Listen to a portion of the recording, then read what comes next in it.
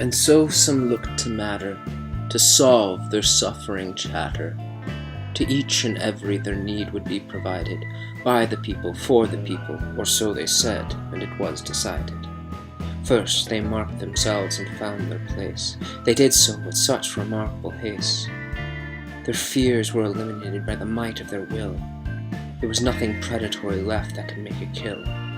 Brilliant minds of their time called all disease. All things were going with such ease. They grew and grew and grew into something new. All things were one. Not all acted as one. Something was askew. And then they ceased growing. They plateaued. The young were held back from looking forward, as all their needs had been bestowed.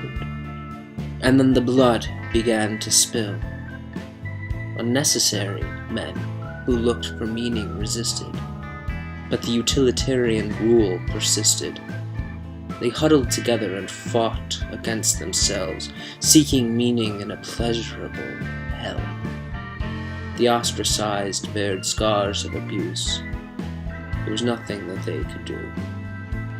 But others, they found themselves in the paradise, keeping themselves fit, happy, and looking nice. However, they were full of themselves, neutral, sexless. They lived, yes, but their life was quite fruitless. Most amazing about these men were their eyes. But when you looked at them, you could see the sickly beauty in miles. The rest, however, were incapable of complication, and so were doomed to an inane denomination. And just as it began, so did it end. All the world did begin to descend. They became disassociated with each other, despite being so close to their sister and brother. Their faults were not with the world, with the matter, but rather in themselves, after taking on the mantle of a foolish hatter. They had fulfilled their goal, but never solved the problem.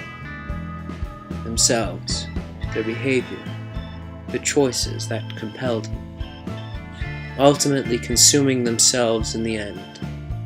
The banality of evil is that it ruins when it seeks to mend. They became a worm covered in earth, consuming itself as a final dessert.